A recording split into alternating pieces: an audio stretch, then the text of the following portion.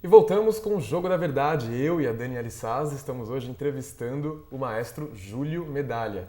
E maestro, como esse é um projeto dos alunos de rádio e televisão da Casper Libero, eu queria que você contasse um pouco da experiência que você teve com seus colegas, o Décio Pinhatali e o maestro Rogério Duprá, no programa Quem Tem Medo da Verdade, lá na Record. Existia na TV Record um programa, eles reuniam meia dúzia de defensores da moral e ordem pública, e eles pegavam meia dúzia de vítimas, inclusive pessoas às vezes até maravilhosas, como o Grande Otelo e coisas assim, e massacravam as pessoas com agressões das piores qualidades.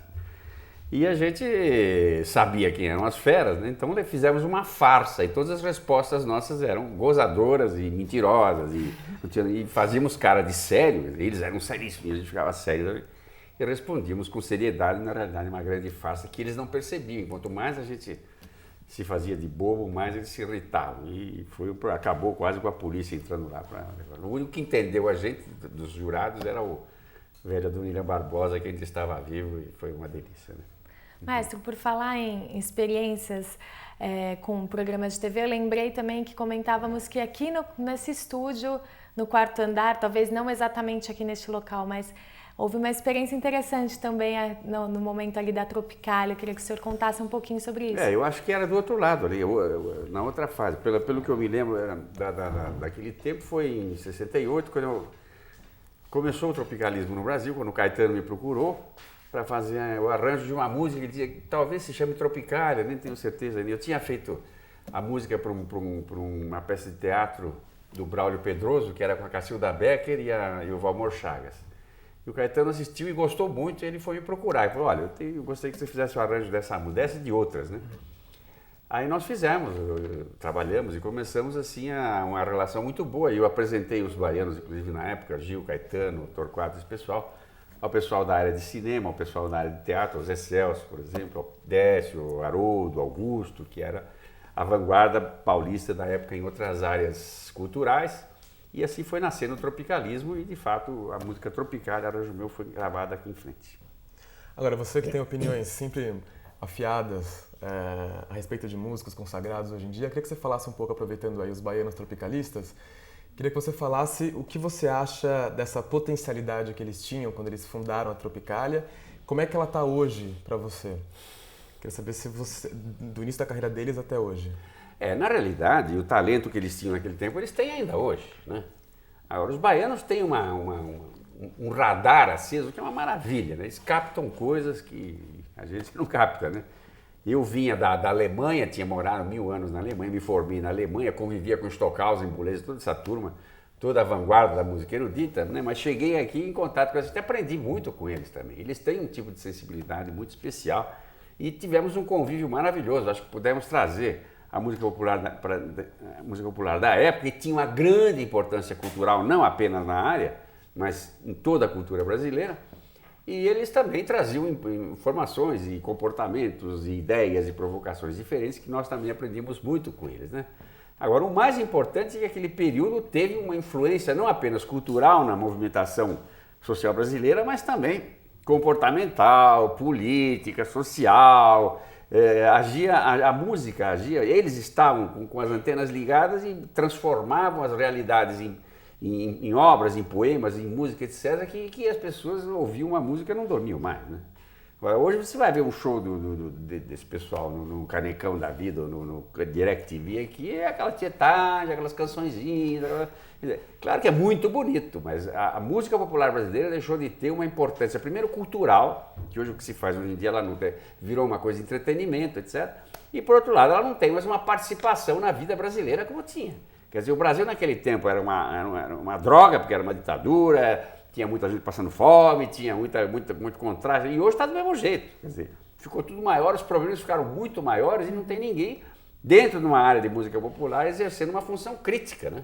Está todo mundo agora beneficiado do sucesso, né? Esses artistas que eram contestadores agora viraram beneficiados daquilo que eles contestavam, e na realidade está todo mundo fazendo um show por ano aí, enchendo o patuá de dinheiro aí, e uma nova geração aí que está aí, essa geração daqui de vocês aqui, poderia ter líderes que estariam questionando a realidade brasileira, né? Acabam vendo só bonecas que maravilhosas chegam lá, popstars que vai aplaudir no Canecão e maravilha, etc. E a coroa aqui, de 60 anos aqui, que fica indignada com essas coisas, né? Quer dizer, eu que preciso falar, né? Com os meus poucos cabelos aqui. Né? Mas vamos falar então um pouquinho da Alemanha. Né? Como que foi a experiência de lá? Sei que foi lá que o senhor conheceu a sua esposa, Sabina? Foi. Conta um pouquinho como eu foi fui lá, estudar na conheceu vários Alemanha porque lugares, eu achei né? que a gente deve procurar os contrastes, né? A gente tem que... O brasileiro é muito cheio de imaginação, muito bem-humorado, muito cheio de ideias, quer dizer, é um povo muito... tem grandes qualidades, mas um dos problemas nossos exatamente é a questão da disciplina, da hora, porque esse país é bem difícil. Então fui para lá, para a Alemanha, porque na Alemanha 2 e 2 são 4 e não adianta querer dizer que é diferente, que não tem 3,5. Não tem jeitinho brasileiro. 2 e 2 são 4 e o alemão não faz uma coisa que está errada. Se ele vai atravessar a rua, não tem faixa, ele não atravessa. Pode ser 3 horas da madrugada, ele não atravessa. Eles têm princípios. Então você vai para lá, você aprende muito princípios. Depois você volta para o Brasil e apanha, porque é um país sem princípios, né? Então, mesmo políticos lá, você vê as televisões ligadas dia e noite, aquelas câmaras de deputados, de senadores e vereadores lotadas dia e noite e os caras trabalhando, discutindo. Aqui os caras trabalham um dia e meio por semana, né? Então aprendi muito lá, aprendi muita coisa, vou sempre para lá, arrejo muito lá, e eles tocam muitas coisas minhas, né? Eu tenho uma relação íntima com o pessoal da Filarmônica de Berlim e escrevo músicas brasileiras para eles adoram tocar chorinhos, frevinhos e coisas assim, né? Com uma certa sofisticação, evidentemente, porque são os melhores músicos do mundo. E tem uma relação muito agradável nessa troca de imaginação e tropicalismo com a disciplina e aquela tradição maravilhosa da Alemanha. Né? E como que é ir para um país desse, né, com toda essa cultura e ainda por cima poder conhecer lugares onde outros compositores de renome como Mozart, Liszt, enfim, passaram por lá? A criatividade humana, ela não caduca, né? O que caduca é a máquina. Amanhã essas câmeras aí vão ser jogadas no lixo, porque vem uma que cabe dentro de uma caixa de fósforo. Agora, a criatividade humana, os valores que o ser humano cria não são substituídos. Existem valores, Sófocles, ou sei lá eu, quem fez as suas obras há milhares de anos atrás, está todo mundo lendo ainda hoje, né? E Beethoven há 300, 200 e tanto. Bach, etc. Então a criatividade humana ela não se esgota quando ela tem realmente um valor inovador, criativo. Né? E você passar por esses locais, você pode aproveitar muito, ou não. Né? Hoje em dia a globalização está transformando todos os países europeus numa coisa só também. Eu fui fazer uma palestra 2 anos atrás na cidade de Constância, que é uma região muito bonita do sul da Alemanha, da Baviera. Depois fui para Berlim gravar exatamente com os violoncelistas da Filarmônica de Berlim. E como tinha 2 dias livres no meio do caminho, aí aluguei um carro e fui passeando, em vez de pegar um avião e parar lá. Foram 2 dias de silêncio, porque não dava para ligar o rádio. A porcaria da programação da rádio alemã era uma coisa tão nojenta que parecia a rádio brasileira. Né? Nem aquelas rádios culturais que haviam, só pegava em alguns lugares, etc. Quer dizer, a globalização está colocando realmente os valores culturais todos, jogando tudo no lixo para se viver em função dessa produção de um entretenimento de massa aí que as máquinas de comunicação produzem às pressas e esperem que você jogue fora logo para eles poderem fazer novas bobagens. Né? E como é que está o seu programa na rádio, aqui na Rádio Cultura? Faço um programa tranquilo, um programa tranquilo, de vez em quando, dar umas ideias, umas opiniões. Eu procuro não encher a paciência dos ouvintes, umas provocações que me ajudam muito a professora Saz aqui, grande colaboradora, e a gente procura fazer através da Rádio Cultura um espaço para música inteligente, que não existe mais, né? Nas rádios comerciais brasileiras. Quanto tempo Temer e Variações está no ar? Já há 18 anos. 8? 18. 18? Eu queria aproveitar um pouquinho que você falou de movimentos culturais, movimentos musicais.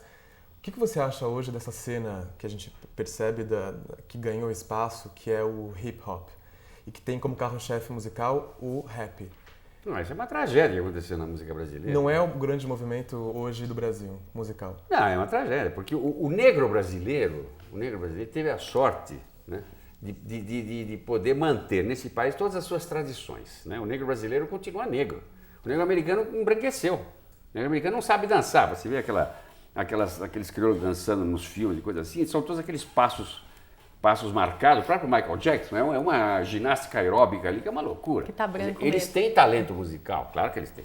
Mas toda aquela tradição africana de movimentação do corpo, que é uma maravilha, né? A gente vê o negro brasileiro mesmo, quando ele samba, quando ele anda, é o próprio movimento. Gisele Bündchen, uma alemãzona de 2 metros de altura, todas as pessoas que eu perguntei, que são expertas na área, dizem ela ganha pelo andar dela. O andar dela tem um charme. De onde é que veio isso aí? De onde é que veio? Veio da influência africana.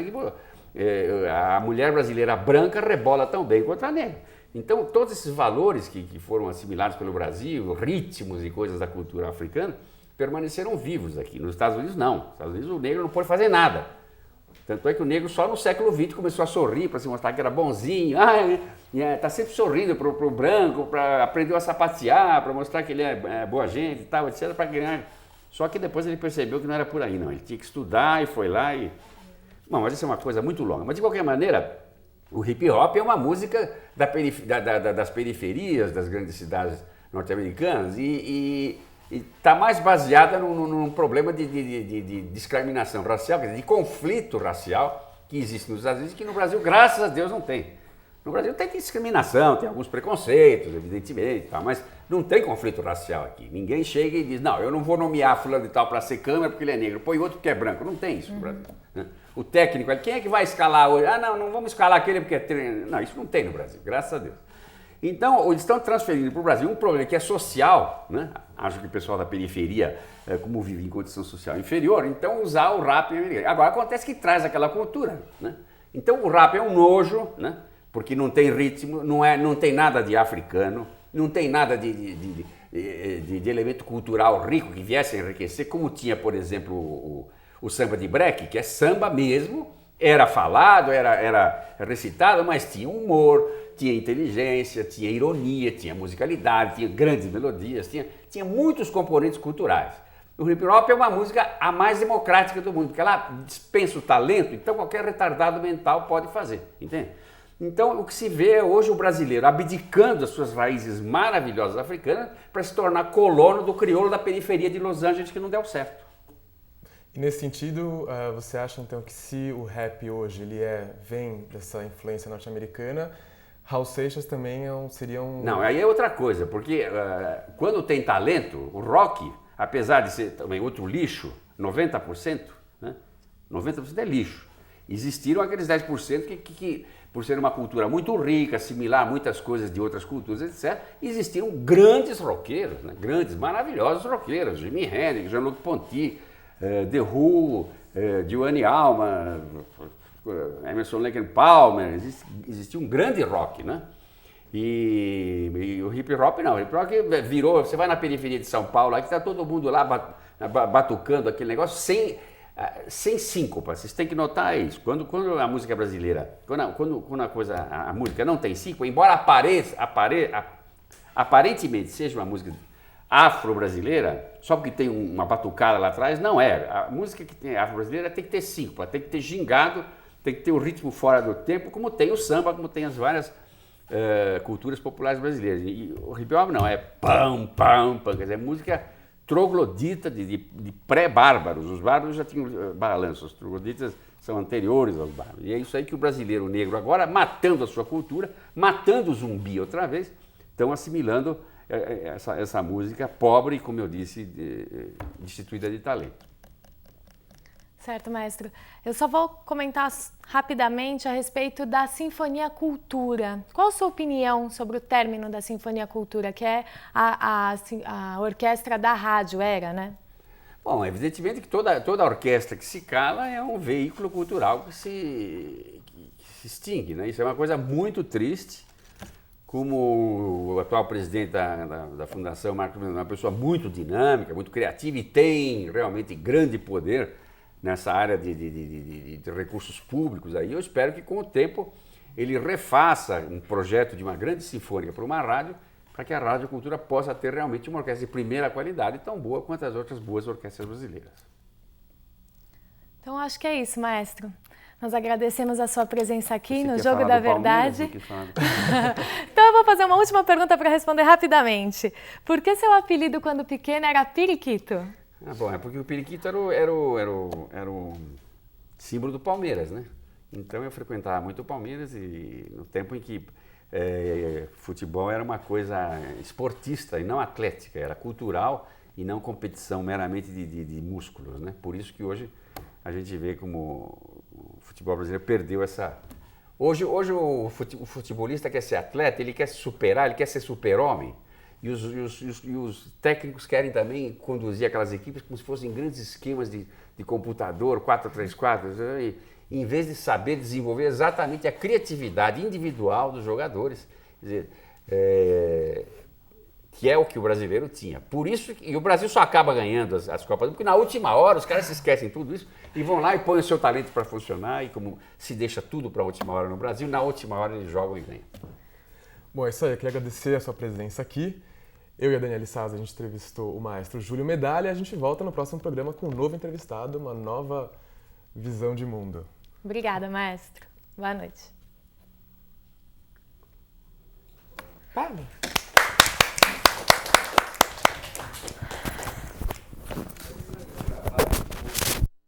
Está uma dúvida muito grande. Aí, enfim, optei pela... A raiz italiana, será que... Não, é que proximidade do clube e tal, e depois que negócio de música também. Eu quando eu falo para esses trogloditas que estão lá hoje, esses contursi da vida, não, o Palmeiras já teve uma orquestra sinfônica, nem imagina. Nossa, é verdade. Imagina. Tinha um departamento cultural, eles davam línguas para o jogador, olha que loucura. Tinha vida aqui, tinha o pai, que era